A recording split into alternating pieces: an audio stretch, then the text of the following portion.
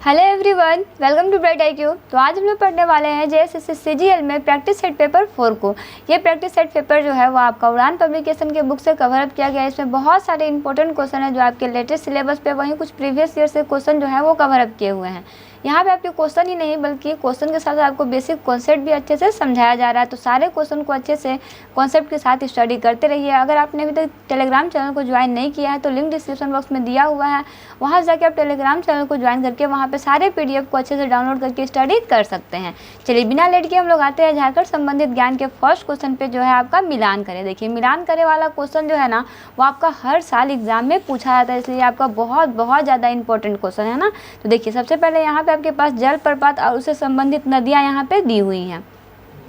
सबसे पहले हम लोग देखते हैं, तब आपके पास बलचौरा दिया हुआ है। बलचौरा जो है इसका संबंध जो है वो आपका कन्हर नदी से है, और जोन्हा का संबंध जो है वो आपका किससे है? तो जी हाँ, जोन्हा का संबंध जो है वो आपका राहू नदी से है। साथ ही साथ सदन घाट का संबंध जो है वो आपका शंख नदी से है, और आपका हेपाद का संबंध जो है वो आपका किससे है? तो घाघरा नदी से है। आ जाइए कूट पे। तो जी हाँ, कूट के अनुसार देख सकते हैं आपके ऑप्शन बी जो है इसका करेक्ट आंसर हो जाएगा। ठीक है, चलिए आगे बढ़ते हैं। इसका नेक्स्ट क्वेश्चन देखते हैं, जो है आपका कि राष्ट्रीय आपदा प्रबंधन संस्थान NIDM के अनुसार झारखंड राज्य से कृषि जलवायु प्रदेश पश्चिमी पठार के अंतर्गत निम्न में से कौन जिला शामिल नहीं है नहीं, कौन सा जिला शामिल नहीं है ये आपको बताएं। तो देखिए राष्ट्रीय आपदा प्रबंधन संस्थान जिसे NIDM कहते हैं, इसके अनुसार झारखंड राज्य के पश्चिमी पठार कृषि जलवायु प्रदेश के अंतर्गत आने वाले जिले जो हैं वो आपके गढ़वा, पलामू,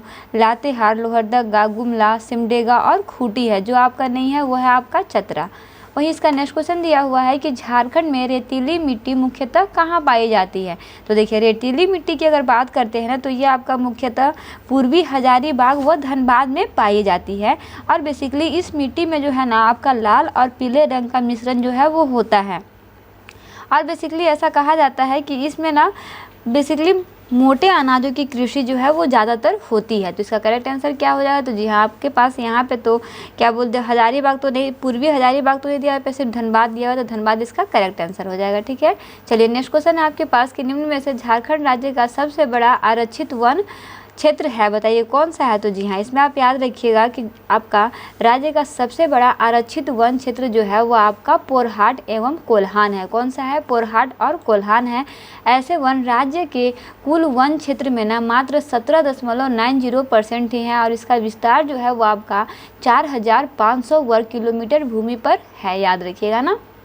वहीं इसका नेक्स्ट क्वेश्चन है कि झारखंड राज्य में बड़े जोत का लगभग प्रतिशत कितना है, बताइए। तो जी हाँ, झारखंड राज्य में बड़े जोत का प्रतिशत जो है वो आपका सिर्फ 1% है, याद रखिएगा। अगर यहाँ पे बात करते हैं तो राज्य में बड़े जोत लगभग 10 हेक्टेयर से अधिक, जिसको 1% कहा जाता है, जबकि सीमांत जोत जिसे 1 हेक्टेयर से कम और 70% कहा जाता है, ये इसमें याद रखिएगा। वहीं इसका नेक्स्ट क्वेश्चन है कि बिरहोर जनजाति के संदर्भ में निम्न में से कौन सा सही है, बताइए।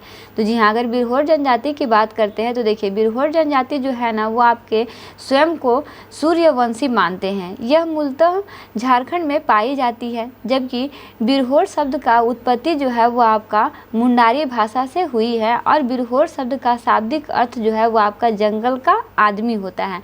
ऑप्शन सी में आप यहाँ पे देख सकते हैं कि बिरहोर शब्द की उत्पत्ति जो है वो मुंडारी भाषा से हुई है, और यही कथन आपका यहाँ पे सही दिया हुआ है। ठीक है, चलिए आगे बढ़ते हैं। इसका नेक्स्ट क्वेश्चन देखते हैं, जो है आपका कि किस जनजाति में वधु मूल्य को सूक दाम कहा जाता है, बताइए। तो जी हाँ, अगर इसमें हम लोग याद रखिएगा कि वो होता है आपका कोवर। कोवर में जो है ना वो आपका जनजाति में वधु मूल्य को सूक दाम कहा जाता है ना। वही नेक्स्ट क्वेश्चन है आपके पास कि निम्न में से किस जनजाति में डोमकच पंता साल्या नृत्य लोकप्रिय है, बताइए। तो जी हाँ, ये आपका सबर में जो है ना लोकप्रिय है, याद रखिएगा ना। वहीं इसका नेक्स्ट क्वेश्चन है कि झारखंड के सदान के संदर्भ में सही नहीं है, बताइए कौन सा ऐसा है जो इसमें सही नहीं है। तो देखिए झारखंड के सदान के संबंध में जो आपका सही नहीं है वो है आपका ऑप्शन नंबर सी की सदानों की शारीरिक रचना अनुसार ये केवल आर्य है। तो जी नहीं, ऐसा नहीं है। सदानों की शारीरिक रचना में आर्य, द्रविड़ और ऑस्ट्रिक तीनों के लक्षण जो है वो दिखाई देता है। मीन्स का सी ऑप्शन जो है करेक्ट आंसर हो जाएगा। वहीं इसका नेक्स्ट क्वेश्चन है कि निम्न में से कौन सा जिला पश्चिमी सिंहभूम में नहीं है। तो देखिए जो आपका पश्चिमी सिंहभूम में नहीं है वो है आपका गढ़बांध का किला। गढ़बांध का किला जो है वो आपका पश्चिमी सिंहभूम में नहीं है, बल्कि ये कहाँ है, तो ये आपका रामगढ़ में स्थित है, जिसका निर्माण जो है वो आपका 1617 में रामगढ़ राजवंश के राजा हेमंत सिंह ने करवाया था। वहीं आगे बढ़ते हैं, इसका नेक्स्ट क्वेश्चन देखते हैं जो है आपका कि निम्न में से कौन सा मंदिर भूमि एवं पृथ्वी के जनजातीय देवता को समर्पित है। तो जी हाँ, ये आपका है भूफोर मंदिर। भूफोर मंदिर जो है ना वो आपका भूमि एवं पृथ्वी के जनजातीय देवता को समर्पित है। वहीं इसका नेक्स्ट क्वेश्चन है कि थोरियम नामक आणविक खनिज झारखंड के निम्न में से किस क्षेत्र में पाया जाता है। तो जी हाँ, अगर हम लोग थोरियम की बात करते हैं तो याद रखिएगा कि आणविक खनिज थोरियम का झारखंड में जो है वो आपका रांची, पठार और धनबाद में विस्तार है। यहाँ पे रांची पठार दिया हुआ है, धनबाद नहीं दिया हुआ, इसलिए आपका बी ऑप्शन जो है इसका करेक्ट आंसर हो जाएगा ना। वहीं इसका नेक्स्ट क्वेश्चन है कि प्लेटिनम नामक खनिज की खानें निम्न में से किस शहर पर नहीं है। बताइए है नहीं है। तो याद रखिएगा कि प्लेटिनम नामक खनिज का खानें जो है वो आपके किंकेल तथा कुरडेग सिमडेगा में और मानभूम जमशेदपुर में है। जिसमें नहीं है वो है आपका हाथूजोला। हाथूजोला में उपस्थित नहीं है। वहीं इसका नेक्स्ट क्वेश्चन है कि चतरा में स्थित पीपरवार कोल वासरी जिसकी क्षमता लगभग कितनी है। बताइए। तो जी हाँ, इसकी क्षमता की अगर बात करते हैं तो इसका क्षमता जो है वो आपका 6.5 मिलियन टन है। कितना है? 6.5 मिलियन टन। एमटी का मतलब हो गया मिलियन टन है। ठीक है, इसे याद रखिएगा ना। इसका नेक्स्ट क्वेश्चन है कि भारत साइबर फ्रॉड लिस्ट फारेफ रिपोर्ट के अनुसार झारखंड के किस जिले में सर्वाधिक साइबर अपराध होते हैं। बताइए। तो जी हाँ, झारखंड में सर्वाधिक साइबर अपराध जो है वो आपके फर्स्ट नंबर पे देवघर में होते हैं और देवघर के बाद दूसरा स्थान पे आपका आता है जामताड़ा। वहीं आगे बढ़ते हैं, इसका नेक्स्ट क्वेश्चन देखते हैं जो है आपका वेद व्यास आवास योजना किस वर्ष शुरू की गई। तो देखिए वेद व्यास आवास योजना की बात करते हैं तो ये आपका 2016 में शुरू किया गया, जिसका उद्देश्य जो था वो मछुआरों को आवास उपलब्ध कराना था ना। तो कब किया गया? 2016 में। किस उद्देश्य से किया गया?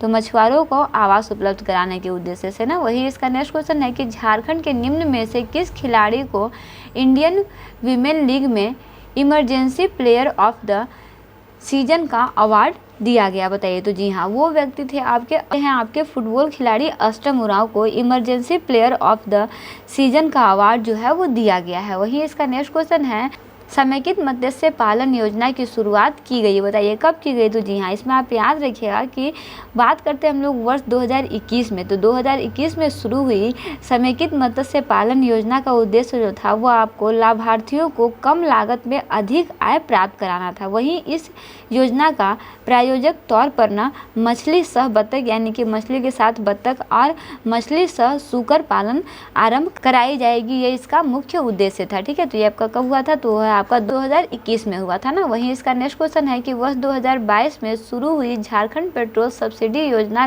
के प्रथम चरण में लगभग कितने लाभार्थियों के लाभान्वित होने का लक्ष्य है या फिर था।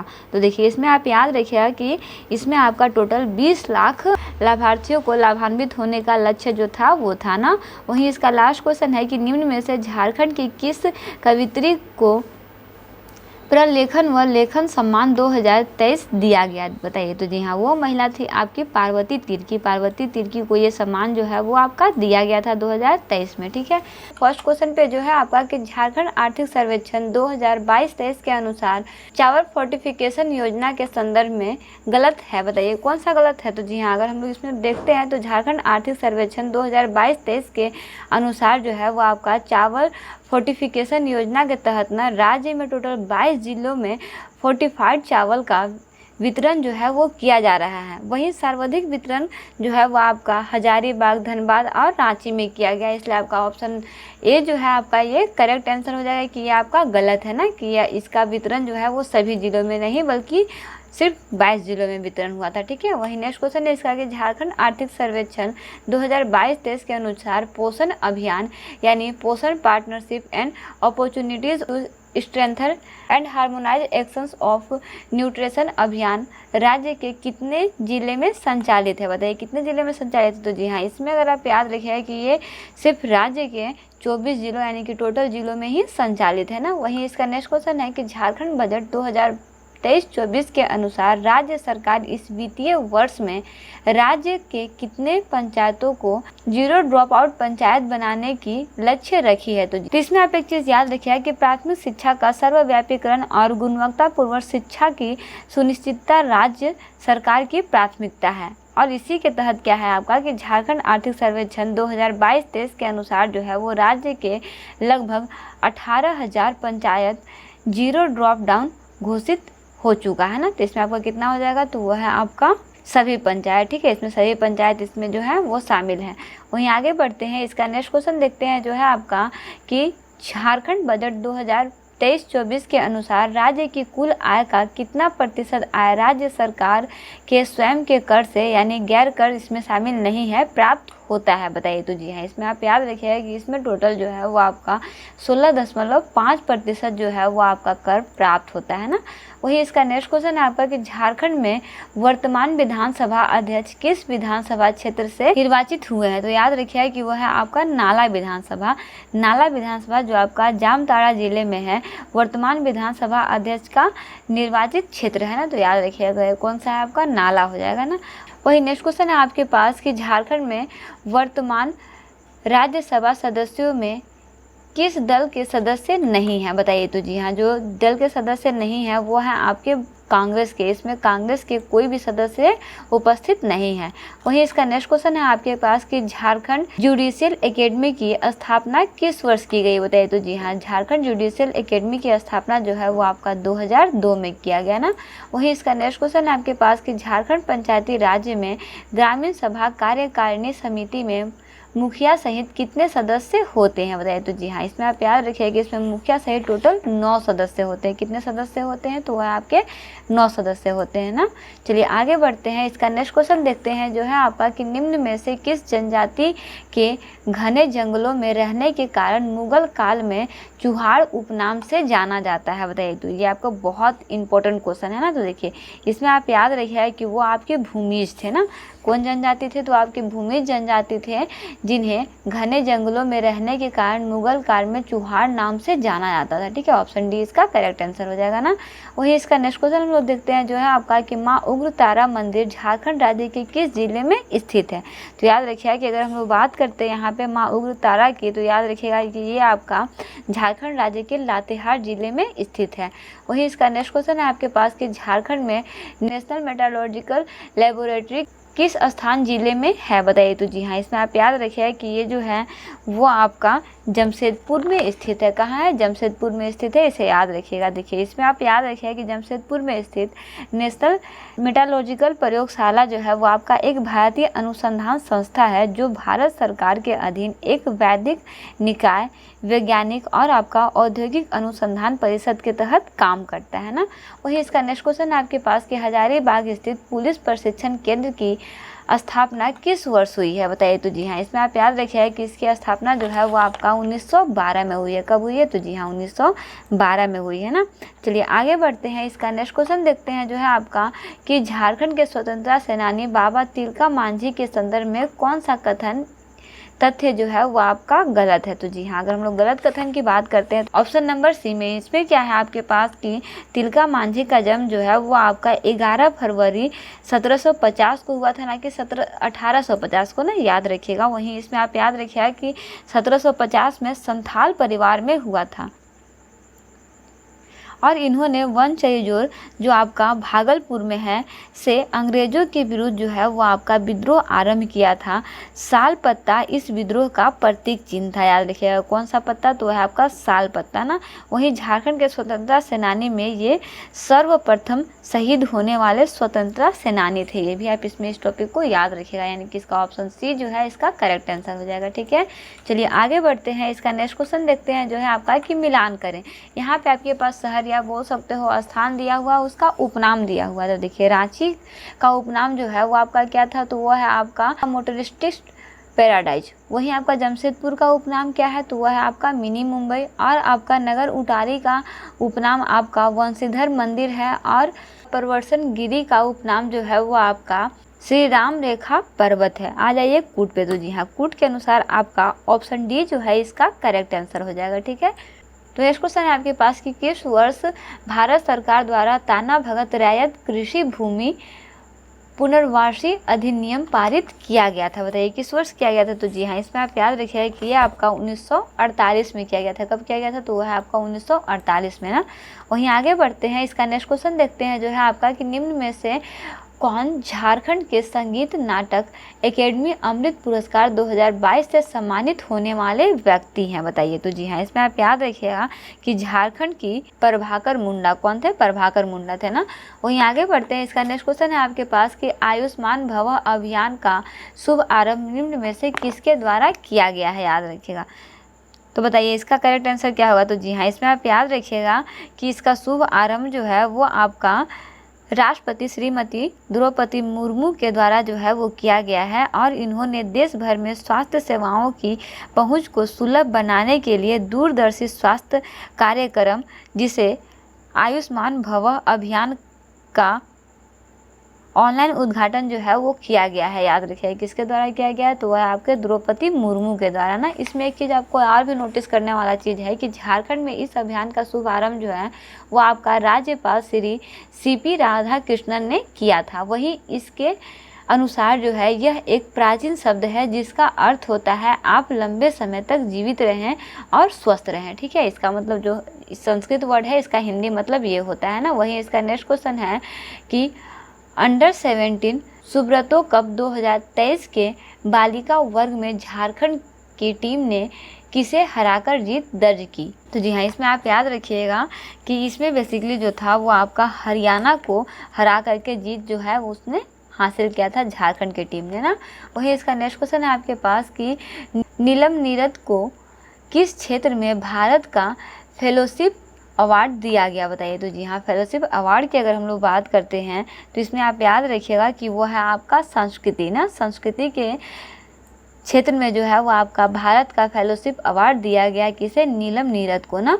वहीं आगे बढ़ते हैं और इसका लास्ट क्वेश्चन देखते हैं जो है आपका कि झारखंड विधानसभा चुनाव 2019 में सबसे कम मतों से विजयी प्रत्याशी शुभम बारा किस दल से संबंध रखते हैं? तो जी हाँ, वो आपके कांग्रेस दल से संबंध रखते हैं। याद रखिएगा। ठीक है, सबसे इम्पोर्टेंट क्वेश्चन में जो है आपका कि निम्न कथन पर विचार करें। इस तरह के क्वेश्चन आपके 100% एग्जाम में आएंगे, तो प्लीज़ इस तरह के क्वेश्चन को अच्छे से प्रैक्टिस जरूर कर लीजिएगा।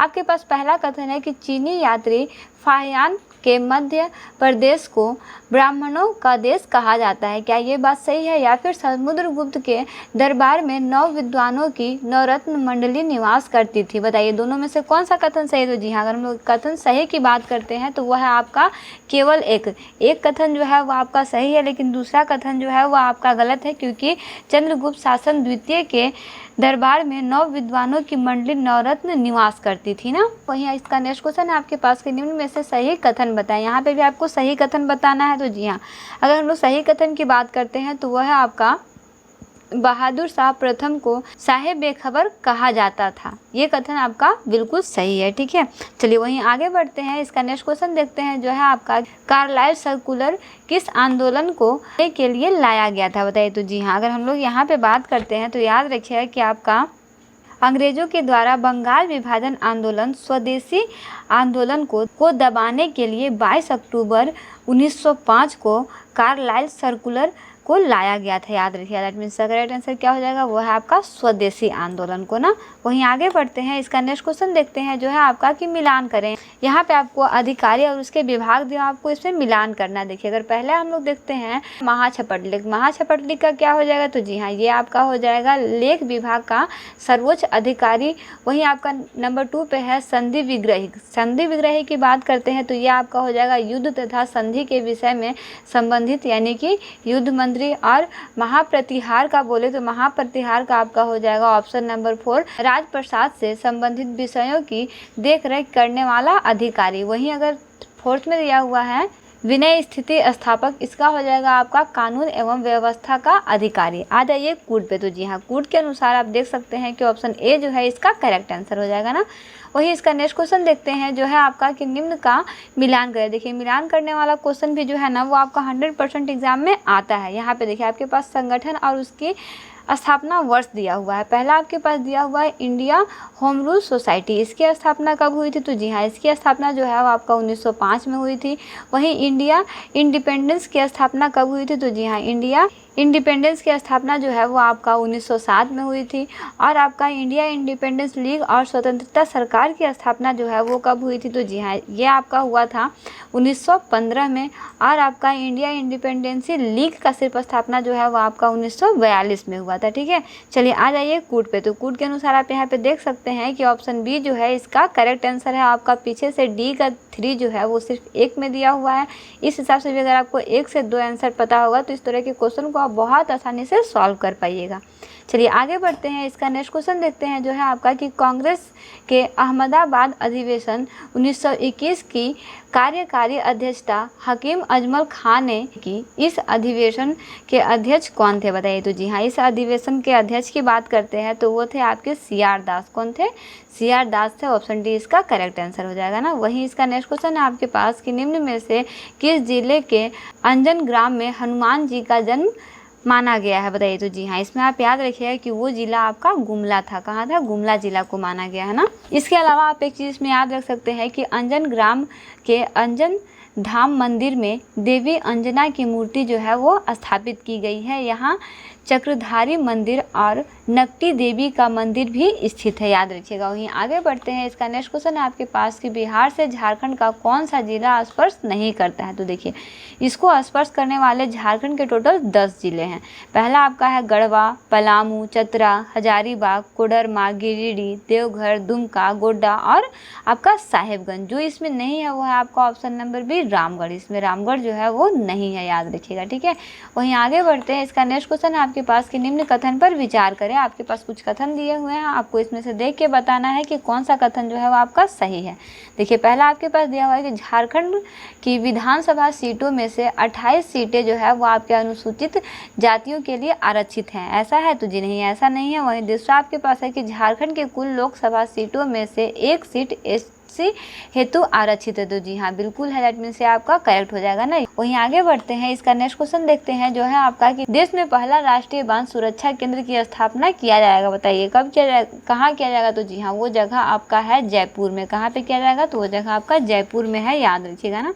वहीं आगे बढ़ते हैं। इसका नेक्स्ट क्वेश्चन देखते हैं जो है आपका कि निम्न कथन पर विचार करें। यहाँ पे भी आपके पास कुछ कथन दिए हुए हैं, आपको बताना है कि इसमें से कौन सा कथन है जो आपका सही है। तो देखिए अगर सही कथन की बात करते हैं तो आपके पास पहला में दिया हुआ है कि वर्ल्ड हैप्पीनेस रिपोर्ट 2023 के अनुसार विश्व का सबसे खुशहाल देश जो है वो आपका फिनलैंड था। तो जी हाँ, बिल्कुल था। वहीं गुरुग्राम प्रबंधन विकास संस्था के अनुसार भारत का सबसे खुशहाल राज्य जो था वो आपका सिक्किम था। तो जी नहीं, आपका सबसे खुशहाल राज्य सिक्किम नहीं बल्कि मिजोरम था ना, इसलिए आपका ए ऑप्शन यानी कि आपका केवल ए जो है इसका करेक्ट आंसर हो जाएगा ना। वहीं इसका नेक्स्ट क्वेश्चन है कि वीरता पुरस्कार पाने वाली भारतीय वायुसेना की पहली महिला अधिकारी कौन है बताइए? तो जी हाँ, अगर इसमें हम लोग बात करते हैं तो याद रखिएगा कि वो है आपकी विंग कमांडर दीपिका मिश्रा को मध्य प्रदेश में बाढ़ राहत अभियान के दौरान असाधारण साहसिक कार्य के लिए वायुसेना पदक यानी वीरता से सम्मानित किया गया था, यानी कि ऑप्शन ए जो है इसका करेक्ट आंसर हो जाएगा ना। वहीं आगे बढ़ते हैं। इसका नेक्स्ट क्वेश्चन है कि भारत के सार्वजनिक क्षेत्र के किस कंपनी को ग्लोबल गोल्ड पुरस्कार से सम्मानित किया गया बताइए? तो जी हाँ, इसमें आप याद रखिएगा कि वो कंपनी आपका है, बताइए तो कौन कंपनी है? गेस कीजिए इसका करेक्ट आंसर। तो जी हाँ, वो कंपनी आपका है power green corporation of India limited ना। ये कंपनी को क्या किया गया था कि ग्लोबल गोल्ड पुरस्कार से सम्मानित किया गया था ना।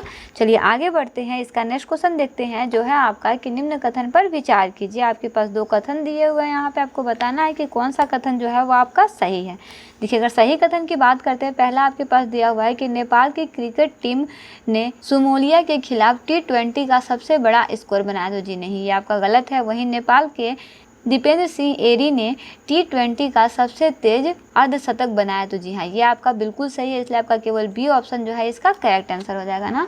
वहीं इसका नेक्स्ट क्वेश्चन है आपके पास कि भारत की तरफ से 9वें ब्रिक्स संसदीय मंच की अध्यक्षता किसने की बताइए? तो जी हाँ, इसमें आप याद रखिए कि इसकी अध्यक्षता करने वाले जो थे वो आपके थे हरिवंश नारायण सिंह। कौन थे? हरिवंश नारायण सिंह थे ना। वहीं इसका नेक्स्ट क्वेश्चन है कि निम्न कथन पर विचार करें।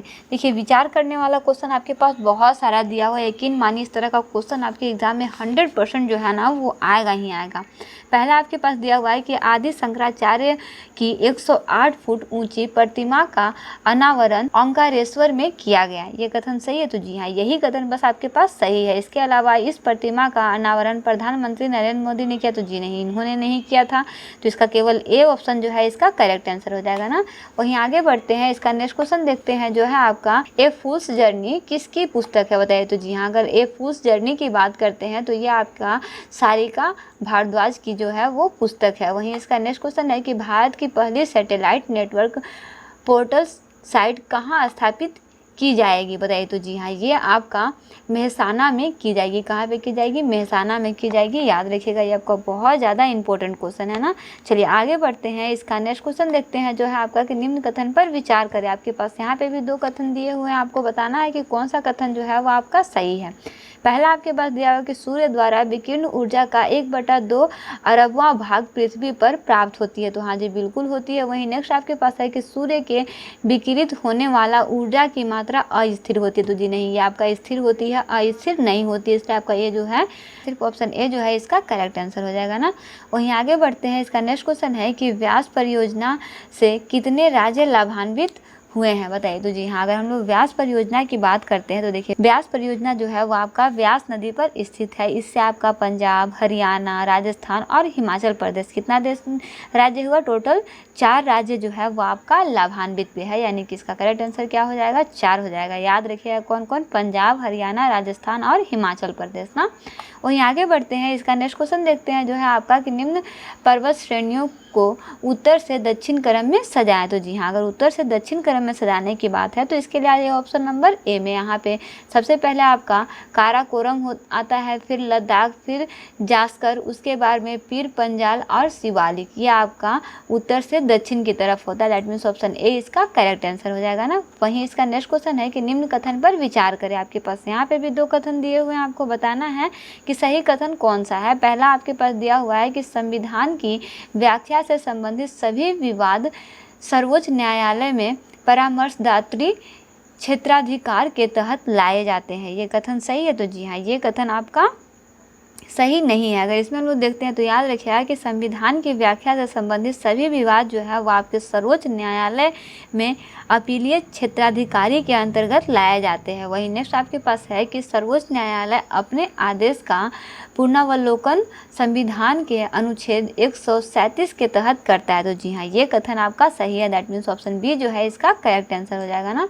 वहीं आगे बढ़ते हैं, इसका नेक्स्ट क्वेश्चन देखते हैं जो है आपका कि निम्न में से गलत कथन को चिन्हित करें। यहाँ पे बताइए कि गलत कथन कौन सा है। तो जी हाँ, अगर हम लोग गलत कथन की बात करते हैं तो याद रखिएगा कि इसमें जो आपका गलत कथन है वो है आपका ऑप्शन नंबर सी। यहाँ पे क्या दिया हुआ है कि सर्वप्रथम 2 अन्य निर्वाचन आयुक्त की नियुक्ति 1990 में की गई थी। तो जी नहीं, ऐसा नहीं है, इस समय 1990 में नहीं की गई थी। देखिए, अगर इसमें हम लोग देखते हैं तो सर्वप्रथम 16 अक्टूबर 1989 को 2 अतिरिक्त निर्वाचन आयुक्त की नियुक्ति जो है वो की गई थी, जो आपका 1 जनवरी 1990 तक पद पर बने रहे थे ना। वहीं इसका नेक्स्ट क्वेश्चन है कि राष्ट्रपति संसद के दोनों सदनों के द्वारा पारित बिल को किस अनुच्छेद के तहत रोका जा सकता है। तो जी हाँ, इसमें याद रखिएगा कि भारतीय संविधान के अनुच्छेद 111 के तहत यह प्रावधान है कि राष्ट्रपति संसद के दोनों सदनों द्वारा पारित विधेयक पर स्वीकृति प्रदान करेगा या अपनी स्वीकृति रोक लेगा, या फिर विधेयक को पूर्ण विचारक के लिए वापस लौटा दिया जाएगा। That means the correct answer क्या हो जाएगा, वो है आपका ऑप्शन नंबर 20 का करेक्ट आंसर हो जाएगा, अनुच्छेद 111। वही इसका नेक्स्ट क्वेश्चन है कि किस संविधान संशोधन में यह प्रावधान किया गया है कि अनुच्छेद 20-21 को आपातकाल के दौरान निलंबित नहीं किया जा सकता है। बताइए। तो जी हाँ, ये आप याद रखिए कि वो आपका अनुच्छेद 44वां है। 44वां संविधान संशोधन में यह प्रावधान किया गया है कि अनुच्छेद 20-21 को आपात के दौरान जो है वो निलंबित नहीं किया जाएगा। दैट मीन्स करेक्ट आंसर क्या हो जाएगा, वो है आपका 44वां ना। वहीं आगे बढ़ते हैं, इसका नेक्स्ट क्वेश्चन देखते हैं जो है आपका कि निम्न का मिलान कीजिए। देखिए, मिलान करने वाली बात है तो देखिए इसके लिए आप आ जाइए सबसे पहले आपके पास दिया हुआ है संसद की नियुक्ति अधिवेशन, तो वो आपका ऑस्ट्रेलिया हो जाएगा, क्योंकि यहाँ पे संविधान के अंग दिए हुए हैं और विदेशी स्रोत दिए हुए हैं। वहीं सर्वोच्च न्यायालय का परामर्शी अधिकारी ये आपका कनाडा से लिया गया है। वहीं विधि द्वारा स्थापित प्रक्रिया ये आपका जापान से लिया गया है। और राज्यसभा के सदस्यों का निर्वाचन आपका दक्षिण अफ्रीका से लिया गया है। दैट मीन्स इसका ऑप्शन ए जो है करेक्ट आंसर हो जाएगा। एक लाइन से सभी जो है इसमें सुमेलित है ना। वहीं आगे बढ़ते हैं, इसका नेक्स्ट क्वेश्चन देखते हैं जो है आपका कि मिलान करें। यहाँ पे भी आपको मिलान करने वाला क्वेश्चन दिया हुआ है। तो देखिए, अगर यहाँ पे मिलान करने की बात करते हैं तो यहाँ पे देश और आपके पास राजधानी दिया हुआ है। सबसे पहले आपके पास दिया हुआ है सूरीनाम। सूरीनाम देश की राजधानी जो है वो आपका कहाँ है, तो वो है आपका परामारिबो में। वहीं नेक्स्ट आपके पास अरूबा दिया हुआ है। अरूबा की राजधानी की बात करते हैं तो वह है आपका ऑरेंजेस्टेड में। और आपका फ्रेंच गुआना की बात करते हैं तो फ्रेंच गुआना की जो है वो आपका साथ में हो जाएगा केएन में। और आपका पराग्वे की राजधानी जो है वो आपका असुनसियान हो जाएगा। आ जाइए कूट पे, तो कूट के अनुसार आपका ऑप्शन बी जो है इसका करेक्ट आंसर हो जाएगा ना। चलिए आगे बढ़ते हैं, इसका नेक्स्ट क्वेश्चन देखते हैं जो है आपका कि निम्न कथन पर विचार कीजिए। यहाँ पे भी आपके पास कुछ कथन दिए हुए हैं, आपको बताना है कि कौन सा कथन जो है वो आपका सही है।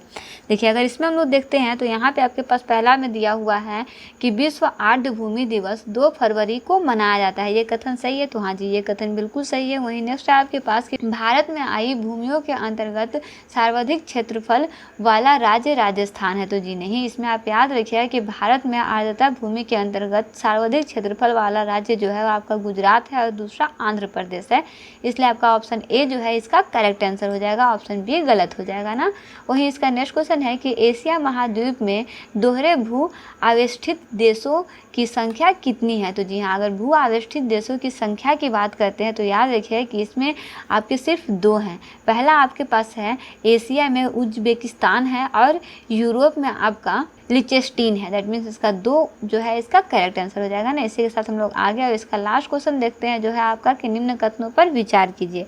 यहाँ पे भी आपके पास विचार करने वाला क्वेश्चन दिया हुआ। अगर यहाँ पे आप देखिएगा तो सबसे पहले आपके पास दिया हुआ है कि संयुक्त राष्ट्र संघ के द्वारा घोषित सतत विकास लक्ष्य पाने की सीमा जो है वो आपका 2030 तक है, तो ये बिल्कुल सही है। वहीं दूसरा आपके पास दिया कि प्रथम विश्व पर्यावरण दिवस 5 जून 1972 को मनाया गया था, तो जी नहीं। इसमें आप याद रखिए कि प्रथम विश्व पर्यावरण दिवस जो है वो आपका 5 जून 1973 को मनाया गया था। वहीं सतत विकास लक्ष्य पाने की सीमा जो है वो आपका कितना रखा गया है, 2030 तक रखा गया है। इसके तहत 17 विकास लक्ष्य योजना जो है वो आपके किए गए हैं ना। दैट मीन्स इसका करेक्ट आंसर क्या हो जाएगा, तो वह है आपका ऑप्शन ए इसका करेक्ट आंसर हो जाएगा। ठीक है, हम लोग सामान्य विज्ञान के फर्स्ट क्वेश्चन से स्टार्ट करते हैं जो है आपका कि पार्शिक मात्रक है। बताइए किसका मात्रक होता है, पार्शिक। तो जी हाँ, अगर हम लोग पार्शिक की बात करते हैं तो याद रखिए कि पार्शिक जो है वो आपका पायलैटिक सेकेंड का एक संक्षिप्त रूप होता है। इसका प्रयोग जो है ना वो आपका लंबी खगोलीय दूरी को व्यक्त करने के संदर्भ में किया जाता है। अतः 1 पास्कल का वैल्यू जो है वो आपका 3.262 प्रकाश वर्ष जो है वो होता है। दैट मीन्स पार्शिक जो है वो किसका मात्रक होता है, तो वह आपका दूरी का मात्रक होता है ना। वहीं इसका नेक्स्ट क्वेश्चन है कि निम्न में से कौन सुमेलित नहीं है। यहाँ पे सुमेलित जो नहीं है वो है आपका टेक्योमीटर। टेक्योमीटर जो होता है ना वो आपका एक प्रकार का सर्वेक्षण उपकरण होता है जिसे क्षैतिज दूरियों, लंबवत और उन्नयन एवं दिशाओं के त्वरण माप हेतु डिजाइन किया जाता है। वही पायरोमीटर की सहायता से ना दूर स्थित उच्च तापीय वस्तु का ताप जो है वो इसका मापा जाता है। यानी कि इसका करेक्ट आंसर क्या हो जाएगा, वो है आपका टेक्योमीटर ना। चलिए वहीं आगे बढ़ते हैं, इसका नेक्स्ट क्वेश्चन है आपके पास कि पायरोमीटर किसके मापन में उपयोग किया जाता है। तो जी हाँ, अगर हम लोग पायरोमीटर की बात करते हैं तो याद रखिए कि पायरोमीटर या फिर पूर्ण विकिरण उच्च तापीय भी इसको बोलते हैं की सहायता से अत्यधिक उच्च तापों की माप जो है वो की जाती है। वहीं यह ताप मापी जो है वो आपका स्टीफन के नियम पर आधारित है, जिसके अनुसार उच्च ताप पर किसी वस्तु से उत्सर्जित विकिरण की मात्रा जो है वो इसके तापमान के चतुर्थ घात के अनुक्रमानुपाती होता है। वहीं इसकी सहायता से है वो आपकी दूर की वस्तुओं यथा सूर्य आदि के ताप का मापन जो है वो किया जाता है। इसमें आप याद रखिएगा कि इसकी तापमापी जो होता है लगभग 800 डिग्री सेल्सियस से नीचे का ताप नहीं होता है। यानी कि इसमें जो होता है वो आपका 800 डिग्री सेल्सियस से अधिक के ताप को जो है वो मापा जाता है। ऐसा इसलिए होता है क्योंकि इससे कम ताप बढ़ना वस्तु जो है वो आपका ऊष्मीय विकिरण का उत्सर्जन नहीं कर सकती है ना, इसीलिए इसको जो मापा जाता है वो आपका क्या होता है, उच्च ताप होता है ना, याद रखिएगा। वहीं इसका नेक्स्ट क्वेश्चन है आपके पास कि एक व्यक्ति एक संवेदनशील यानी सेंसिटिव तराजू पर खड़ा है, यदि वह गहरी सांस अंदर लेता है तो तराजू की रीडिंग क्या होगी, बताइए। बहुत इंपॉर्टेंट और बहुत इंटरेस्टिंग क्वेश्चन है। तो जी हाँ, आप इसमें याद रखिएगा कि व्यक्ति के गहरे सांस लेने में तराजू का रीडिंग जो है वो बढ़ेगा। ऐसा इसलिए होगा क्योंकि तराजू द्वारा व्यक्ति का वजन जो है वो आपका यहाँ पे अधिक दर्शाया जाएगा। बेसिकली इसमें होता क्या है कि 1 लीटर वायु जो है वो आपका 1.225 ग्राम वजनी होता है, अतः 1 लीटर वायु अंदर खींचने पर व्यक्ति का वजन जो है वो आपका 1.225 ग्राम जो है वो बढ़ जाएगी। हालांकि अगर व्यक्ति के घनत्व की बात की जाए तो घनत्व में जो है आपका कमी देखा जाएगा ना, लेकिन यहाँ पे अगर भार की बात की जाए, वजन की बात की जाए तो ये क्या हो जाएगा, आपका बढ़ जाएगा ना। दैट मीन्स इसका करेक्ट आंसर क्या हो जाएगा, वो है आपका ऑप्शन ए, बढ़ेगी ना। वहीं आगे बढ़ते हैं, इसका नेक्स्ट क्वेश्चन देखते हैं जो है आपका कि निम्नलिखित में से कौन सी राशि सदिश नहीं है। चलिए यहाँ पे हम लोग सदिश और अदिश के बारे में थोड़ा सा समझ लेते हैं। तो वे राशियाँ जिनको व्यक्त करने के लिए दिशा और परिमाण दोनों की आवश्यकता होती है सदिश राशियाँ कहलाती हैं। वहीं जिन राशियों को व्यक्त करने के लिए केवल परिमाण की आवश्यकता होती है ना, दिशा की आवश्यकता नहीं होती, उन्हें अदिश राशि कहते हैं। अतः यहाँ पे बल हो गया, वेग हो गया, विस्थापन, त्वरण, संवेग, आवेग, ये सब सारे जो है वो आपके सदिश राशि की उदाहरण है। वहीं आपके पास जो आयतन दिया हुआ है ना, आयतन जो है वो आपका एक अदिश राशि का उदाहरण है। डेट मीन्स ये आपका सदिश नहीं है। वहीं इसका नेक्स्ट क्वेश्चन है, निम्न में से किसने न्यूटन से पूर्व ही बता दिया था कि सभी वस्तुएं पृथ्वी की ओर गुरुत्वाकर्षित होती है, बताइए। तो जी हाँ, इसको डिटेल से समझते हैं। तो याद रखिएगा कि एक व्यक्ति थे आपके ब्रह्मगुप्त। ब्रह्मगुप्त गुप्तोत्तरकालीन गणितज्ञ एवं खगोलीय शास्त्री थे। इन्होंने ब्रह्म सिद्धांत की रचना की तथा सर्वप्रथम यह बताया कि पृथ्वी सभी वस्तुओं को अपनी ओर जो है वो आकर्षित करती है। इसलिए आपका इसका करेक्ट आंसर क्या हो जाएगा, वो है आपका ब्रह्मगुप्त ना।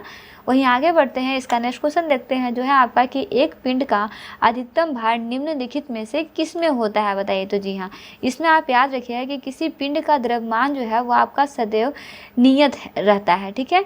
वहीं इसका भार जो है वो आपका 2 चीज़ों पर निर्भर करता है। पहला है आपका गुरुत्व बल और दूसरा है आपका पिंड पर लगने वाला उत्क्षेप बल। इसमें क्या होता है आपका ना कि जैसे यहाँ पे आपके पास दिया हुआ हाइड्रोजन, हाइड्रोजन का ही एग्जांपल लेते हैं और हाइड्रोजन इसका करेक्ट आंसर भी है। तो देखिए, हाइड्रोजन सबसे हल्का और विरल माध्यम है, अतः इसके द्वारा जो है वो लगाया गया उत्प्रेरक बल जो है वो सबसे कम होगा, अतः पिंड का भार जो है वो हाइड्रोजन में सर्वाधिक होगी ना, इसलिए इसका करेक्ट आंसर क्या हो जाएगा, वो है आपका हाइड्रोजन। वही नेक्स्ट क्वेश्चन है आपका कि ताप बढ़ने के साथ द्रव की श्यानता, बताइए द्रव की श्यानता क्या होती है। तो जी हाँ, घट जाती है ना।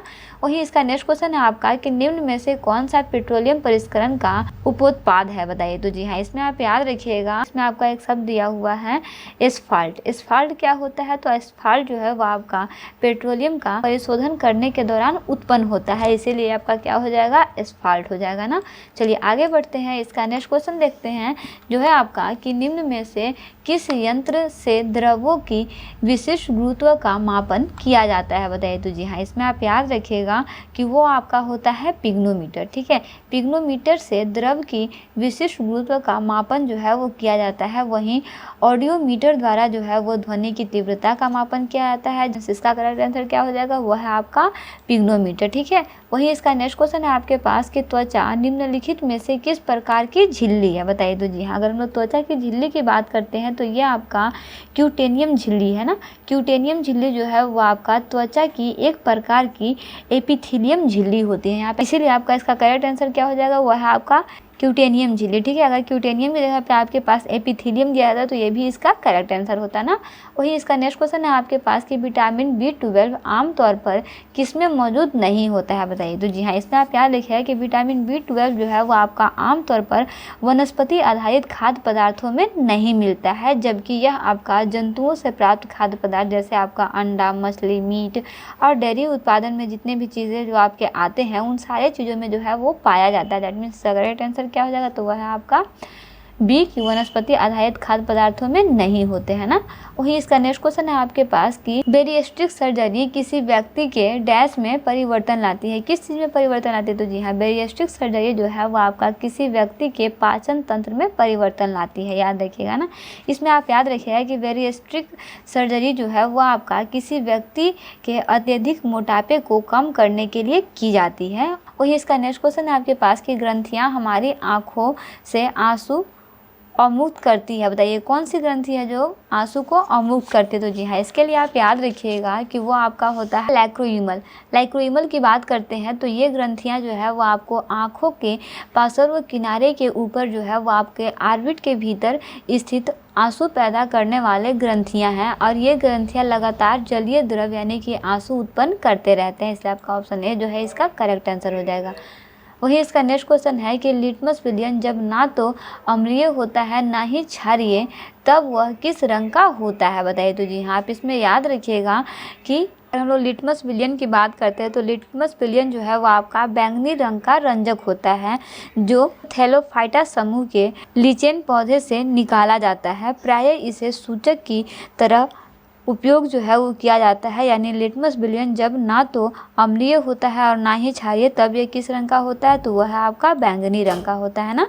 वहीं आगे बढ़ते हैं, इसका नेक्स्ट क्वेश्चन देखते हैं जो है आपका कि पौधों के तनों की परिधि में वृद्धि निम्नलिखित में से किसके कारण होता है, बताइए? तो जी हाँ, अगर हम लोग इसमें देखते हैं तो याद रखिए कि वो होता है आपका शीर्षस्थल विभोजोतक होता है ना।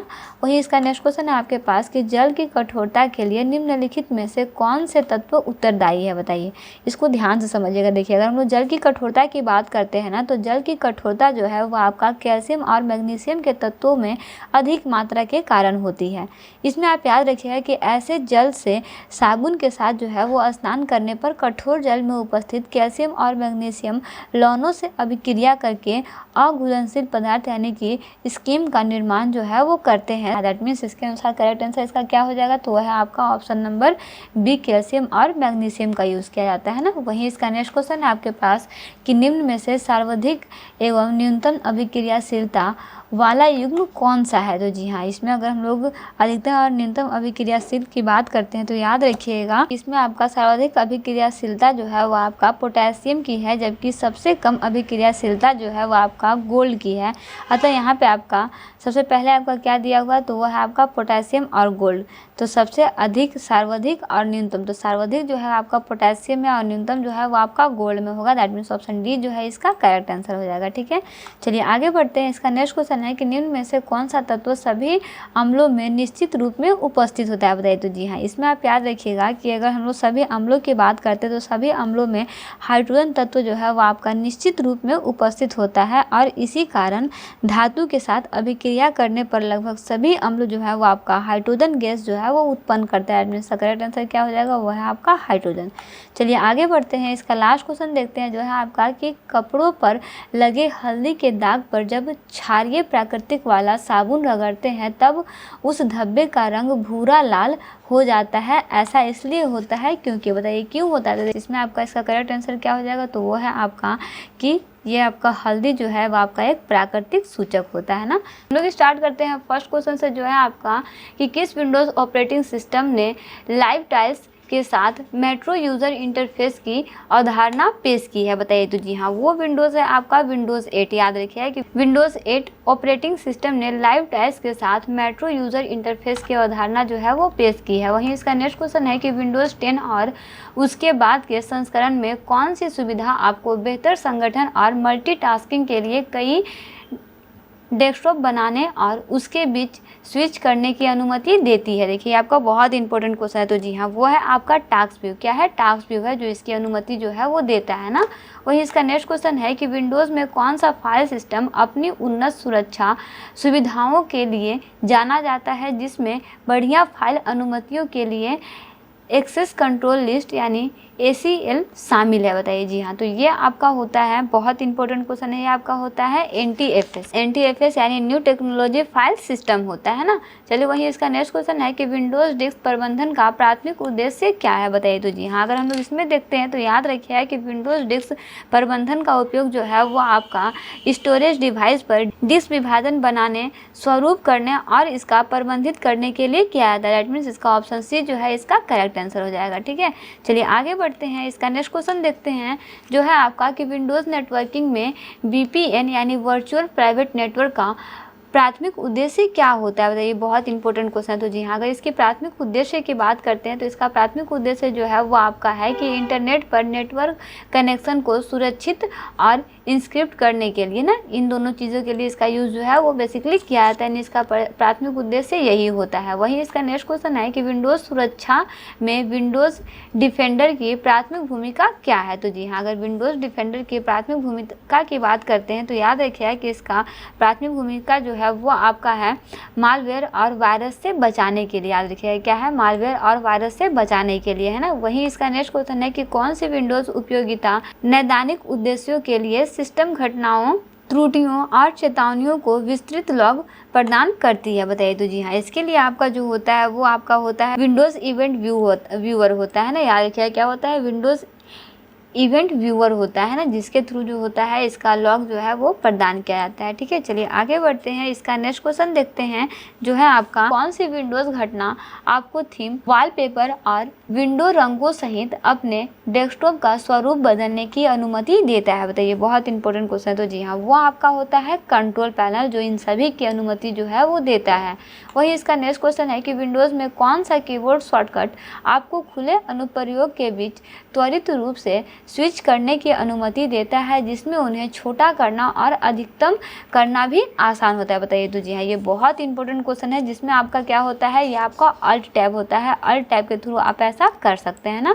वही इसका नेक्स्ट क्वेश्चन है आपके पास कि पारंपरिक ऑफिस सॉफ्टवेयर की तुलना में ऑफिस 365 का उपयोग करने का प्राथमिक लाभ क्या होता है, बताइए। तो जी हाँ, इसका प्राथमिक लाभ जो होता है ना वो आपका होता है कि कम अग्रिम लागत। इसमें क्या होता है ऑफिस 365 में कि इसमें कम अग्रिम लागत होती है ना, इसलिए इसका यूज़ जो है वो किया जाता है।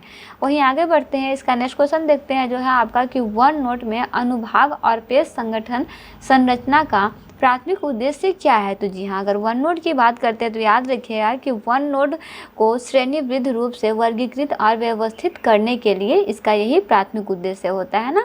चलिए वहीं इसका नेक्स्ट क्वेश्चन है कि माइक्रोसॉफ्ट वर्ड में टेम्पलेट का प्राथमिक उद्देश्य क्या होता है। तो जी हाँ, माइक्रोसॉफ्ट वर्ड में इसका प्राथमिक उद्देश्य जो होता है वो आपका होता है दस्तावेजों के लिए पूर्ण निर्धारित संगठन प्रदान करना ना, ये इसका करेक्ट आंसर हो जाएगा। वहीं आगे बढ़ते हैं। इसका नेक्स्ट क्वेश्चन देखते हैं जो है आपका कि माइक्रोसॉफ्ट पावर पॉइंट में मास्टर स्लाइड का उद्देश्य क्या होता है। तो जी हाँ, अगर मास्टर स्लाइड के उद्देश्य की बात करते हैं तो इसका उद्देश्य जो है वो आपका होता है प्रेजेंटेशन के समग्र स्वरूप को डिज़ाइन और प्रारूप तैयार करने के लिए इसका यूज़ जो है वो किया जाता है। इसका बोल सकते हैं कि इसका प्राथमिक उद्देश्य होता है ना। वही इसका नेक्स्ट क्वेश्चन है आपके पास कि ऑफिस ऐप में कीबोर्ड शॉर्टकट का उपयोग करने का प्राथमिक लाभ क्या होता है। तो जी हाँ, इसका प्राथमिक लाभ जो होता है वो आपका ये होता है कि उत्पादकता और दक्षता में सुधार होता है ना, सुधार करना इसका मुख्य उद्देश्य होता है। वही इसका नेक्स्ट क्वेश्चन है कंप्यूटर विजन अनुप्रयोग में गहन शिक्षण तकनीकों जैसे कन्वेंशनल न्यूरल नेटवर्क यानी कि CNN का उपयोग करने का प्राथमिक लाभ क्या होता है। तो जी हाँ, इसका प्राथमिक लाभ की बात करते हैं तो इसका प्राथमिक लाभ होता है कि छवि पहचानना, कार्यों में उच्च प्रदर्शन ना, ये इसका करेक्ट आंसर हो जाएगा।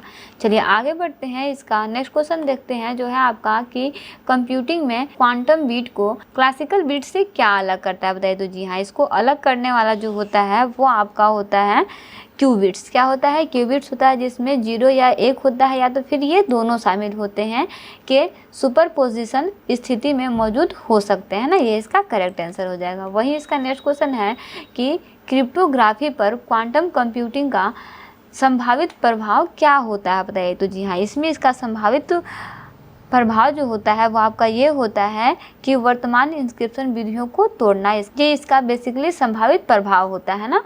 वहीं इसका नेक्स्ट क्वेश्चन है कि क्वांटम कंप्यूटिंग में सुपरपोजिशन का संदर्भ क्या होता है। तो जी हाँ, अगर हम लोग क्वांटम कंप्यूटिंग की बात करते हैं तो देखिए सुपरपोजिशन कई स्थितियों को एक साथ कई क्षेत्रों में मौजूद करने की अनुमति जो है वो देता है, जिसमें क्वांटम कंप्यूटिंग जटिल गणना करने में भी सक्षम होता है। इसलिए इसका करेक्ट आंसर क्या हो जाएगा, ऑप्शन ए ना। चलिए वहीं आगे बढ़ते हैं, इसका नेक्स्ट क्वेश्चन देखते हैं जो है आपका कि क्लाउड वातावरण में सर्वर रहित कंप्यूटिंग का प्राथमिक लाभ क्या होता है। तो जी हाँ, इसमें आप याद रखिए कि सर्वर रहित कंप्यूटिंग सार जो है वो आपका सर्वर प्रबंधन, परिचालन, ओवरहेड और लागत को कम करती है। दैट मीन्स करेक्ट आंसर क्या हो जाएगा, तो वो है आपका ऑप्शन नंबर बी इसका करेक्ट आंसर हो जाएगा। इसी के साथ हम लोग इसका लास्ट क्वेश्चन देखते हैं जो है आपका कि बड़े डेटा एनालिटिक्स में एपेक, हेडअप और स्पार्क जैसे वितरित कंप्यूटिंग फ्रेमवर्क का उपयोग करने का प्राथमिक लाभ क्या होता है, बताइए। तो जी हाँ, अगर इसके प्राथमिक लाभ की बात करते हैं तो याद रखिए कि हेडअप और स्पार्क जैसे वितरित कंप्यूटिंग फ्रेमवर्क को कई नोड्स में कार्यभार वितरित करके बड़े डेटा सेट को संसाधित करने के लिए इसका डिज़ाइन जो है वो किया जाता है। दैट मीन्स करेक्ट आंसर क्या हो जाएगा, तो जी हाँ वो है आपका ऑप्शन नंबर से कि बड़े डेटा सेट को संसाधित करने के लिए स्केलेबिलिटी किया जाता है। ठीक है, ये इसका करेक्ट आंसर हो जाएगा। तो देखिए इस तरह से बेसिकली हम लोग कंप्यूटर के ज्ञान को प्रैक्टिस सेट 4 से कंप्लीट कर चुके हैं। तो इस तरह से आपका उड़ान पब्लिकेशन के बुक से 4 प्रैक्टिस सेट जो है वो आपका कंप्लीट होता है। आज रात तक आपका सारे चारों सेटों का जो है वो आपका PDF जो है वो आपका अपलोड हो जाएगा टेलीग्राम चैनल पे। वहाँ से आके आप संपूर्ण PDF को अच्छे से डाउनलोड करके स्टडी कर सकते हैं। क्वेश्चन में प्रॉब्लम होने पे या फिर कोई आपको रिलेवेंट कंटेंट चाहिए तो उसके लिए आप हर PDF के नीचे उसका लिंक भी दिया हुआ है, लिंक पे जाके आप संपूर्ण वीडियो को भी अच्छे से वॉच कर सकते हैं। तो सारे क्वेश्चन को स्टडी करते रहिए, अपने रिलेटिव फ्रेंड सर्कल में सभी लोगों के साथ इस वीडियो को जरूर शेयर कीजिए, क्योंकि ये सारा क्वेश्चन जो है वो आपका एग्जाम पॉइंट ऑफ व्यू से बहुत ही इंपॉर्टेंट है। मिलते हैं नेक्स्ट वीडियो में एक इंपॉर्टेंट पार्ट, एक इंपॉर्टेंट टॉपिक के साथ। Thanks for watching, like and subscribe bright IQ।